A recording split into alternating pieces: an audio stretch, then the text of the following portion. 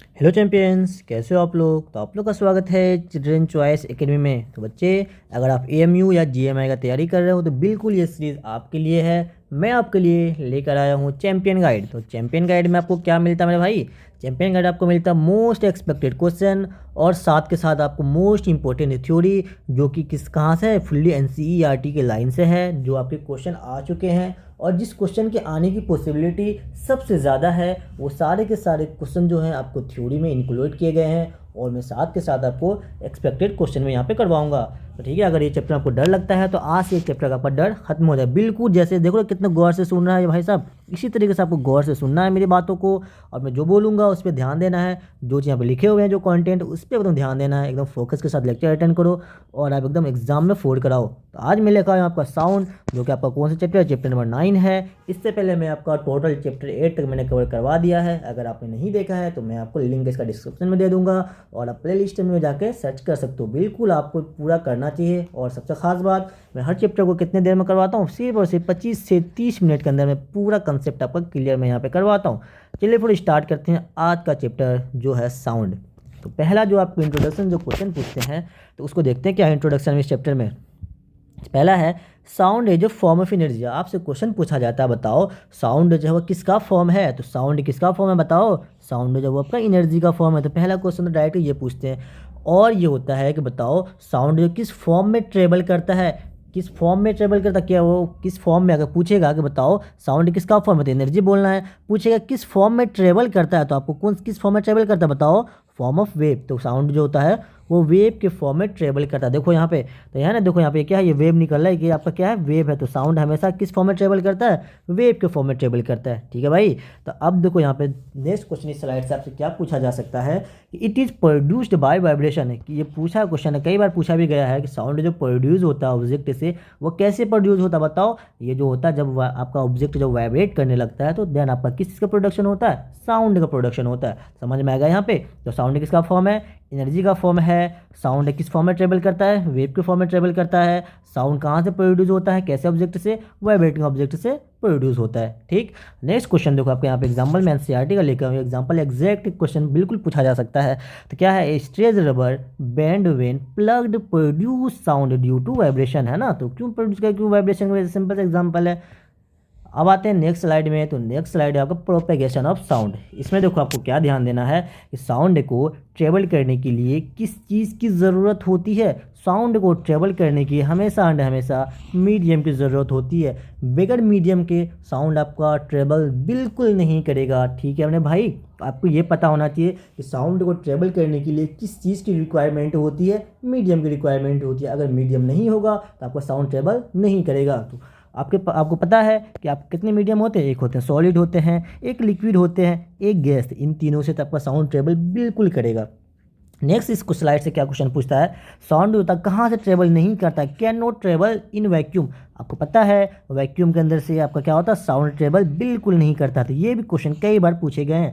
Sound किससे travel करता है, मीडियम से करता है। किससे ट्रेवल नहीं करता है, तो वैक्यूम से ट्रेवल नहीं करता है। एक और देखो यहाँ से क्या पूछा जा सकता है, एक चीज़ आपसे ये पूछता है कि बताओ इन तीनों मीडियम, आपने क्या देखो सॉलिड लिक्विड एंड गैस है ना, पूछेगा बताओ इन तीनों मीडियम में सबसे फास्ट साउंड कहाँ से ट्रेवल करता है, सबसे स्लो कहाँ पे ट्रेवल करता है और स्लोएस्ट कहाँ पे करता है। तो सिंपल सा है, जो आपका सॉलिड होता है उससे हमेशा कैसा साउंड करता है, फास्टेस्ट स्पीड जो होता है ना, स्पीड ऑफ, इसको लिख लो क्या, speed of sound, speed of sound. यहाँ पे देखो स्पीड ऑफ साउंड जो होता है सबसे फास्ट होता है सॉलिड्स के अंदर, उसके बाद होता है लिक्विड के अंदर एंड स्लोवेस्ट होता है गैस के अंदर। ये सीक्वेंस से भी पूछा जा सकता है और आपसे पूछा जा सकता है बताओ साउंड ट्रेवल जो करता है स्लोवेस्ट स्पीड में कौन से मीडियम में ट्रेवल करता है, तो गैस में करता है। फास्ट मीडियम में कौन से, फास्टेस्ट स्पीड में कौन से मीडियम में ट्रेवल करता है, सॉलिड में करता है। कौन सी जगह है जहाँ पे साउंड ट्रेवल करता ही नहीं है, तो वैक्यूम में नहीं करता है। समझ में आया, ये स्लाइड से बहुत इंपॉर्टेंट स्लाइड है, इससे बहुत सारे क्वेश्चन पूछे गए हैं। ठीक। नेक्स्ट क्वेश्चन आते हैं, देखो नेक्स्ट क्या है, कैरेक्टरिस्टिक्स ऑफ साउंड। अब बताओ कैरेक्टरिस्टिक्स ऑफ साउंड से क्या क्या क्वेश्चन पूछा जाता है। सबसे पहले देखते हैं क्या, फ्रीक्वेंसी। उसके बाद देखेंगे क्या, देखो यहाँ पे मैंने सबसे पहले एम्पलीट्यूड, टाइम पीरियड। सबसे पहले देखो फ्रीक्वेंसी को समझते हैं। फ्रीक्वेंसी का डेफिनेशन सबसे पहले पूछा जाता है, बताओ नंबर ऑफ वाइब्रेशन पर सेकेंड। आपसे पूछेगा बताओ नंबर ऑफ वाइब्रेशन पर सेकेंड इज कॉल्ड या इज नोन एज, क्या होता है बताओ, फ्रीक्वेंसी होता है। मतलब कि 1 सेकंड में कितना वाइब्रेट कर रहा होता है, कितना बार वाइब्रेट किया है, तो वो आपका क्या कहलाएगा, फ्रीक्वेंसी कहलाएगा। और जो फ्रीक्वेंसी है तो उसका देखो पिच जो है किस पे डिपेंड करता है, ये भी कई बार क्वेश्चन पूछा है। पिच जो होता है वो डिपेंड किस पे करता है, फ्रीक्वेंसी पे डिपेंड करता है। तो सिंपल से यहाँ पे लिख लो, तो फ्रीक्वेंसी जो होता है ना, फ्रीक्वेंसी वो डायरेक्टली प्रोपोर्शन होता है पिच के, किसके होता है, डायरेक्टली प्रोपोर्शन पिच के। इसका मतलब ये कि अगर आपका फ्रीक्वेंसी बढ़ेगा तो आपका पिच भी बढ़ेगा, फ्रीक्वेंसी कम होगा तो पिच भी कम होगा। ये भी क्वेश्चन पूछा गया है। आते हैं, देखो यहाँ पे वही लिखा हुआ है, हायर फ्रीक्वेंसी, अगर फ्रीक्वेंसी हाई होगा आपका पिच कैसा होगा, बताओ, हाई होगा। अगर फ्रीक्वेंसी लो होगा तो पिच क्या होगा, लो होगा। जैसे ड्रम का हो गया, ड्रम का पिच लो होता है, विस्टल्स का पिच क्या होता है, हाई होता है। तो सिंपल से याद कर लो, फ्रीक्वेंसी जो होता है वो किस पे डिपेंड करता है, या पिच जो होता है वो किस पे डिपेंड करता है, फ्रीक्वेंसी पे डिपेंड करता है। अगर आप फ्रीक्वेंसी बढ़ाते हो तो पिच बढ़ेगा, फ्रीक्वेंसी कम करोगे तो पिच भी कम होगा। समझ में आया क्या। नेक्स्ट क्वेश्चन आते हैं एम्पलीट्यूड। देखो इससे भी पहला तो क्वेश्चन आपसे यही पूछता है कि लॉर्डनेस जो है वो किस पे डिपेंड करता है। तो लॉर्डनेस किस पे डिपेंड करता है, वो एम्पलीट्यूड पे डिपेंड करता है। यहाँ पे अब मैं लिख देता हूँ इसमें, और फिर देखो क्या समझाऊंगा। एम्पलीट्यूड सबसे पहले लिखो, क्या एम्पलीट्यूड लिखो, उसका डायरेक्टली प्रोपोर्शन होता है किसके, लॉर्डनेस के। जैसे पर लॉर्ड लिख देता हूँ। तो इसमें आपको क्या समझना है कि अगर आप एम्पलीट्यूड को बढ़ाओगे तो आपका क्या होगा, लॉर्डनेस भी बढ़ेगा। अगर आप एम्पलीट्यूड को कम करते हो आपका लॉर्डनेस भी क्या होगा, बताओ भाई, लॉर्डनेस आपका कम होगा। तो समझ में आया क्या। तो यहाँ से आपको बस इतना सा ध्यान रखना है। तो क्या है, देखो, height of sound is known as amplitude. देखो ये थोड़ा मैं ग्राफ से समझाने की कोशिश करता हूँ। और एक लाइन और देख लो, ग्रेटर एम्पलीट्यूड लॉर्डर साउंड है। पूछता है सिंपल से डायरेक्ट, ये भी लाइन से कई बार क्वेश्चन आपके देखना पीवाई को आपके पूछे गए हैं कि ग्रेटर एम्पलीट्यूड को क्या बोलते हैं, ग्रेटर एम्पलीट्यूड होगा तो आपका साउंड भी क्या होगा, लॉर्डर हो जाएगा। ठीक, कोई दिक्कत बिल्कुल नहीं होनी चाहिए। देखो ये साउंड है, ये ट्रेवल कर रहा है, किस फॉर्म में ट्रेवल कर रहा है, वेव के फॉर्म में ट्रेवल कर रहा है। ठीक है, तो यहाँ समझ में आया। अब देखो ये जितना ऊपर गया है ना, द हाइट ऑफ साउंड, कितना ऊपर गया है, सिंपल वर्ड में देखो तो हाइट ऑफ साउंड जितना ऊपर गया है ये आपका क्या कहलाता है, एम्पलीट्यूड कहलाता है। और देखो ये पूरा एक कंप्लीट वेव, जैसे यहाँ से अगर स्टार्ट हुआ तो फिर यहीं पर जाकर कंप्लीट होगा ना, एक कंप्लीट वेव में जितना डिस्टेंस कवर करता है उसको बोलते हैं वेव लेंथ। ठीक है, तो दोनों चीज़ समझ में आ गया, बिल्कुल आ गया होगा। अब आते हैं नेक्स्ट कॉन्सेप्ट में, जो है पर टाइम पीरियड। टाइम पीरियड क्या होता है, time taken for one complete vibration. तो ये सिंपल सा है, time taken for one, simple सा क्वेश्चन पूछता है, बताओ time taken for one complete vibration, उसको कौन सा टाइम कहते हैं, उसको कहते हैं टाइम पीरियड कहते हैं। ठीक है, अब एक क्वेश्चन और देखो यहाँ पे क्या है, टाइम पीरियड जो होता है वो इनवर्सली प्रोपोर्शन होता है किसके, फ्रीक्वेंसी के। तो सिंपल सा, अगर आपका टाइम पीरियड ज़्यादा होगा तो फ्रीक्वेंसी कम होगा, फ्रीक्वेंसी ज़्यादा होगा तो क्या होगा, बताओ, टाइम पीरियड कम होगा। समझ में आया। ये साले के साले स्लाइड से इतने क्वेश्चन पूछे जाते हैं। ठीक है भाई मेरे। नेक्स्ट क्वेश्चन देखो, स्पीड ऑफ साउंड होता है, सिंपल सा मैंने ऑलरेडी बता रखा है। तो स्पीड ऑफ साउंड जो होता है वो किस पे डिपेंड करता है, बताइए, डिपेंड ऑन मीडियम पे करता है। स्पीड ऑफ साउंड किस पे डिपेंड करेगा, मीडियम पे डिपेंड करेगा। अगर मीडियम नहीं हो आपका साउंड नहीं ट्रेवल करेगा। तो बताओ, मैंने बताया कि सबसे पहले क्या याद कर लो, सबसे पहले याद करो सॉलिड, देन उसके बाद क्या याद करो भाई, देन उसके बाद याद करो लिक्विड, देन क्या याद करो, गैस याद करो। तो सबसे ज़्यादा जो होता है वो स्पीड होता है इसमें सॉलिड में होता है, देन लिक्विड में होता है, और सबसे कम किस में होता है, गैस में होता है। ये सीक्वेंस बिल्कुल याद कर लें आप। चलो नेक्स्ट क्वेश्चन देखते हैं, नेक्स्ट स्लाइड देखते हैं क्या है कि human voice and sound production. Simple सा पता है आपको कि produced by vocal cord in larynx. अब देखो ह्यूमन के अंदर जो होता है साउंड का प्रोड्यूस होता है कहाँ से होता है, बताओ, वोकल कॉर्ड से होता है। और वोकल कॉर्ड कहाँ पे प्रेजेंट होता है, लैरिंग्स में प्रेजेंट होता है। समझ में आया क्या। तो अब देखो यहाँ पे इसे ये भी कर सकते हो, जो लैरिंग्स होता है उसको हम क्या बोलते हैं, इसको हम बोलते हैं वॉइस बॉक्स बोलते हैं। ये क्वेश्चन में आपके बने हुए हैं। तो आपका देखो साउंड कहाँ से प्रोड्यूस होता है, वोकल कॉर्ड से प्रोड्यूस होता है ह्यूमन के अंदर। और ये वोकल कॉर्ड कहाँ पे प्रेजेंट होता है, लैरिंग्स में प्रेजेंट होता है। और लैरिंग्स को दूसरा नाम क्या है, वॉइस बॉक्स नाम है लैरिंग्स का। तो नेक्स्ट को देखते हैं क्या है। तो vocal cord vibrate when air passes through them. देखो क्या होता है, आपको पता ही है कि साउंड जो प्रोड्यूस होने के लिए किस चीज़ की ज़रूरत है, बिल्कुल वाइब्रेशन की ज़रूरत है। अगर वाइब्रेशन नहीं होगा तो आपका साउंड का प्रोडक्शन नहीं होता है। ठीक है मेरे भाई।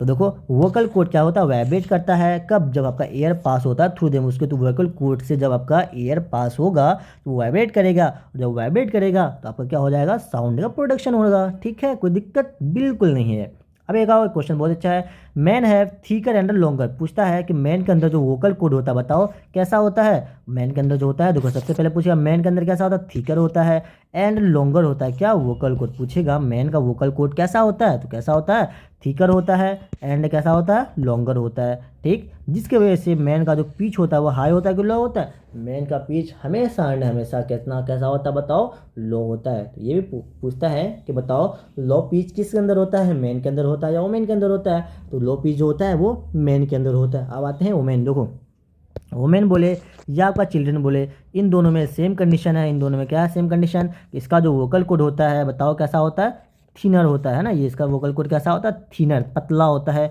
और इसका जो पिच होता है बताओ कैसा होता है, पिच इसका हाई होता है। चलो देखते हैं नेक्स्ट स्लाइड। नेक्स्ट स्लाइड फिर बहुत ही प्यारा सा स्लाइड है, इसमें ज़्यादा कुछ टेंशन लेने को है नहीं आपको। तो देखो इसमें क्या ध्यान रखना है, hearing mechanism in human. Human के अंदर क्या हियरिंग मैकेनिज्म हमें जानता है तो क्या होता है, आप किससे सुनते हो, कान से सुनते हो। तो एयर है हमारे अंदर ह्यूमन मैकेनिज्म। अब देखते हैं आपके पे 3 पार्ट दे रखा है, एक होता है आउटर एयर होता है, एक होता है मिडिल एयर होता है, एक होता है इनर एयर होता है। तीनों के बारे में एक एक फंक्शन आपको याद रखना है। अब देखो यहाँ पे एक चीज़ क्या ध्यान रखना है, जो आउटर एयर है उसका दूसरा नाम है पीना। कभी आपसे पूछेगा आउटर एयर, कभी बोलेगा पीना, तो बात बराबर है, दोनों चीज़ सेम टू सेम है। इसका फंक्शन क्या होता है, ये साउंड वेव को क्या करता है बताओ, ये साउंड वेव को कलेक्ट करता है। आपसे पूछेगा बताओ एयर का कौन सा पार्ट है जो साउंड वेव को क्या करेगा, कलेक्ट करेगा। तो आपका आंसर क्या देना होगा, आउटर एयर। अगर आउटर एयर लिखा तो आउटर एयर है, अगर पीना लिखा तो पीना है, दोनों की बात सेम है। सिंपल सा क्वेश्चन आता है, इससे ज़्यादा टेंशन लेने की बात बिल्कुल नहीं है। तो मिडिल एयर का क्या फंक्शन है, मिडिल एयर का फंक्शन है एम्पलीफाई ऑफ साउंड। तो अगर पूछेगा आपसे बताओ ईयर का कौन सा पार्ट जो होता है साउंड को एम्पलीफाई करता है, तो कौन सा पार्ट एम्पलीफाई करता है, आपका मिडिल एयर होगा। पूछेगा कलेक्ट कौन सा करता है तो आउटर एयर बोलना है। पूछेगा एम्पलीफाई कौन सा पार्ट करता है तो मिडिल एयर बोलना है। ठीक है, अब देखो यहाँ पे तीसरा लाइन क्या है, कुक इनर एयर या cochlea convert vibration into signal of the brain. Simple सा देखो हमने क्या देखा, आपका साउंड जो होता है वो किस फॉर्म में होता है, वेव के फॉर्म में आता है। वो कब प्रोड्यूस होगा, आपको जो साउंड जो आ रहा है तो वाइब्रेशन के फॉर्म में आएगा ना भाई, बिल्कुल वाइब्रेशन के फॉर्म में आ रहा है। तो वाइब्रेशन को कन्वर्ट करता है सिग्नल के फॉर्म में। वो पूछेगा क्वेश्चन के बताओ वाइब्रेशन को कन्वर्ट करता है किस फॉर्म में, सिग्नल के फॉर्म में, ताकि आपके ब्रेन तक इन्फॉर्मेशन जा सके। तो उस ये वाला जो काम है, ये वाला काम कौन सा पार्ट करता है आपका एयर का, ये वाला जो पार्ट जो हमारा इनर एयर का काम है। तो इनर एयर आपका काम करता है वाइब्रेशन को कन्वर्ट करता है सिग्नल के फॉर्म में। आई होप कि अब आपको तीनों मैकेनिज्म समझ में आ गया होगा। एक बार और देख लो थोड़ा सा, पूछेगा आपका बताओ कौन सा पार्ट एयर का जो कलेक्ट करता था आउटर एयर बोलना है। पूछेगा कौन सा पार्ट जो एम्पलीफाई करता तो मिडिल एयर बोलना है। पूछेगा कौन सा पार्ट है जो कन्वर्ट करता है किसको, वाइब्रेशन को इनटू सिग्नल के फॉर्म में, तो कौन सा होता है, इनर होगा या कोक्लिया। तो दोनों ना मतलब कि अब पूछता ये पूछता है बताओ इनर एयर का दूसरा नाम क्या, कोक्लिया बोल होता है। ठीक है, अब देखो यहाँ पे देख सकते हो ये आपका क्या है, यहाँ पे देखो ये आउटर एयर है, यहाँ से साउंड आया, फिर इसमें ट्रेवल किया, फिर यहाँ पे आ गया किसमें, इनका स्टेपस वगैरह में मिडिल एयर में आया, फिर यहाँ पे इनर में चला गया, फिर आपका ब्रेन तक चला जाएगा। ठीक है, देखो यहाँ पे आया फिर ब्रेन पे जाएगा। सिंपल डायग्राम सब समझ सकते हो। चलिए फिर देखते हैं नेक्स्ट स्लाइड क्या है। बहुत ही प्यारे से, न जाने कितने बड़ा क्वेश्चन आया है यार। तो ऑडिबल रेंज जो होता है किसका, ह्यूमन का जो होता है वो सिंपल सा इसे याद कर लो, 20 से लेके 20,000 हर्ट्ज तक होता है। क्या हियर बाय ह्यूमन, मतलब आपको पूछेगा बताओ ह्यूमन के अंदर ऑडिबल रेंज कितना होता है, 20 से लेके 20,000। अब आओ 20 से कम एंड 20 से ज़्यादा देखते हैं। अब देखो जो इंफ्रासोनिक साउंड होता है वो बिलो होता है 20 हर्ट्ज। अगर 20 हर्ट्ज से कम हो उसको हम इंफ्रासोनिक बोलते हैं।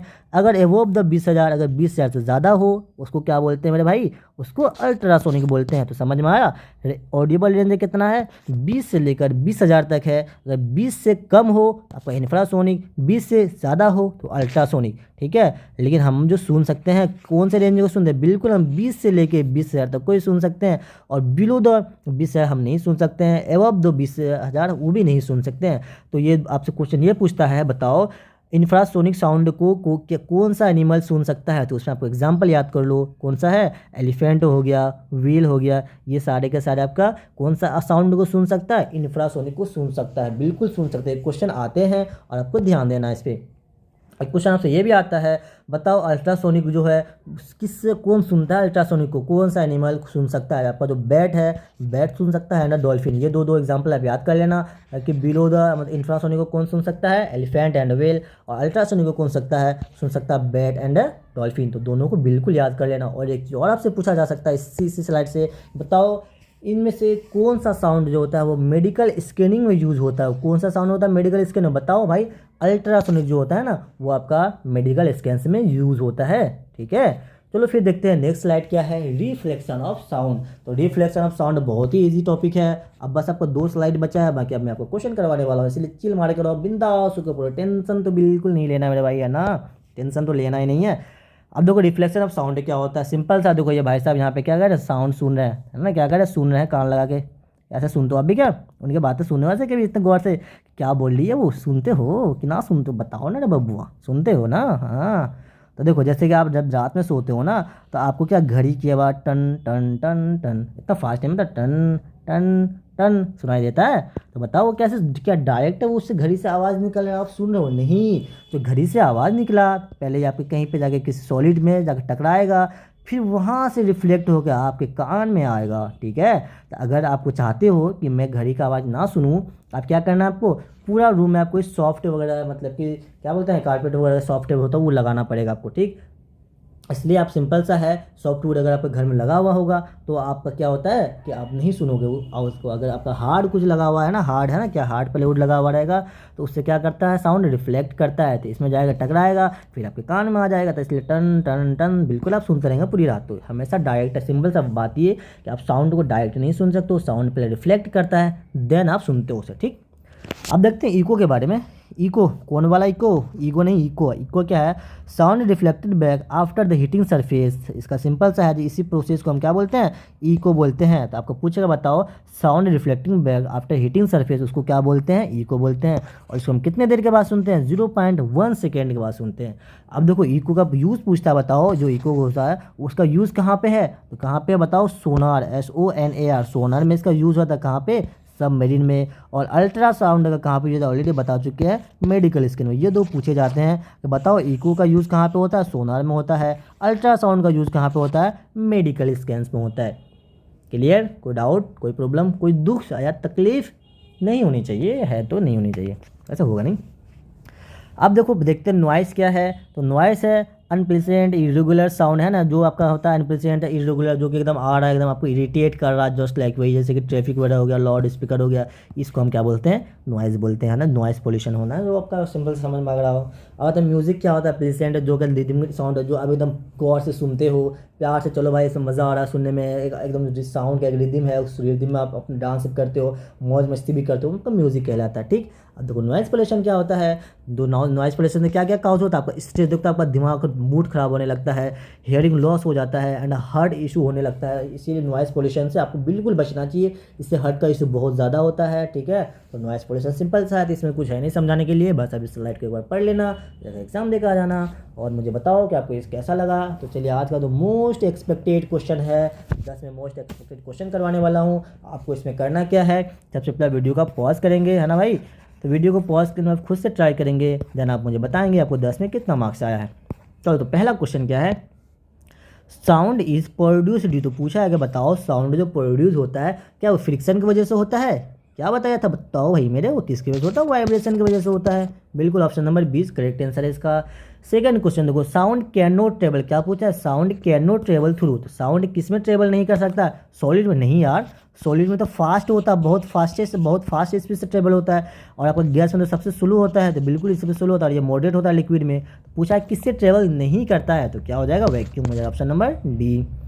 नेक्स्ट क्वेश्चन देखो, क्वेश्चन नंबर 3 क्या है कि which of the following has a highest speed, वही पूछा है, बताओ हाईएस्ट स्पीड ऑफ साउंड किसके अंदर होता है, हाईएस्ट आ गया तो क्या आपको याद आना चाहिए, सॉलिड याद आना चाहिए, बिल्कुल सॉलिड याद आना चाहिए। बताओ सॉलिड स्पीड से क्या है, एयर क्या सॉलिड है, नहीं, वाटर क्या सॉलिड है, नहीं, आयरन क्या सॉलिड है, बिल्कुल। तो ऑप्शन में इसका क्या हो जाएगा, सी हो जाएगा, बाकी वैक्यूम से तो ट्रेवल करता ही नहीं है। चलो तो नेक्स्ट क्वेश्चन देखो, the unit of frequency, simple सा है, बताओ फ्रीक्वेंसी का यूनिट क्या है, क्या होता है फ्रीक्वेंसी का यूनिट, बिल्कुल आपको ये याद करके जाना है यूनिट, तो क्या होता है, हर्ट्ज जो होता है फ्रीक्वेंसी का यूनिट। अब मुझे ये बताएंगे न्यूटन जो है वो किसका यूनिट है, बताओ न्यूटन जो है वो फोर्स का यूनिट है। और बताओ पास्कल किसका यूनिट है, जो प्रेशर आपने पढ़ा होगा ना फोर्स एंड प्रेशर में, तो प्रेशर का यूनिट है पास्कल। और जूल बताओ किसका है, जूल जो आपका एनर्जी का यूनिट है। तो समझ में आया, तो आपको यूनिट बिल्कुल याद कर लेना है, 4 यूनिट, न्यूटन का यूनिट है फोर्स का, हर्ट्ज किसका, फ्रीक्वेंसी का, पास्कल किसका, प्रेशर का, एंड जूल किसका, एनर्जी का। तो फिर नेक्स्ट क्वेश्चन देखते हैं, क्वेश्चन नंबर 5 क्या कह रहा है, which part of human air, देखो ये बिल्कुल पार्ट ऑफ एयर से पूछता है, ये क्वेश्चन बहुत इंपॉर्टेंट है। इस टाइप के क्वेश्चन मैंने आपको 3 फंक्शन बताया, तीनों फंक्शन में क्वेश्चन आते हैं। Which part of human air receive sound vibration, पूछ रहा है हमारा जो एयर है कौन सा पार्ट है जो रिसीव करता है, एयर को क्या कर रहा है, रिसीव कर रहा है। पूछा क्या है, रिसीव कर रहा है। बताओ क्या पिन्ना रिसीव करता है, या कोक्लिया रिसीव करता है, या लैरिंक्स रिसीव करता है, या वोकल कॉर्ड रिसीव करता है। क्या है, विच पार्ट ऑफ वाइब्रेशन है, ह्यूमन साउंड वाइब्रेशन पूछा है, तो कौन सा पार्ट रिसीव करता है, बताओ कोक्लिया हो जाएगा, ऑप्शन नंबर बी हो जाएगा इसका। ठीक है, नेक्स्ट क्वेश्चन देखो, क्वेश्चन नंबर 6 से क्या है, विच साउंड है द हाईएस्ट फ्रीक्वेंसी, पूछा है। बताओ इसमें से फ्रीक्वेंसी सबसे ज़्यादा किसका है, ड्रम का है, या गिटार का है, या वेस्टल का है, या आपका थंडर का है। तो किसका फ्रीक्वेंसी सबसे ज़्यादा, अभी एग्जाम्पल हमने देखा था किसका था, बताओ वेस्टल्स का, ऑप्शन नंबर सी हो जाएगा इसका।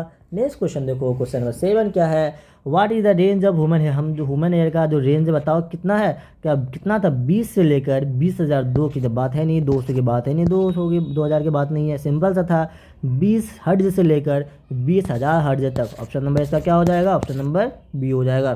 नेक्स्ट क्वेश्चन देखो क्या है, which of the following produce ultrasonic, इसमें से कौन सा जो प्रोड्यूस करता है अल्ट्रासोनिक, तो बताओ कौन सा ऐसा जो प्रोड्यूस करता है अल्ट्रा, अच्छा मैंने वहाँ पे सॉरी एग्जाम मैंने आपको बताया था ना स्टार्टिंग में, जो सुन सकता नहीं, जो प्रोड्यूस करता है वो ध्यान देना आपको। इसमें बताओ which of the following produce ultrasonic. देखो मैं यहाँ पे थोड़ा सा, मैं आई होप मुझे लग रहा है मैं थोड़ा सा गलत बोल गया था यहाँ पे एग्जाम्पल में, थोड़ा मैं क्लियर कर दूँ उसको।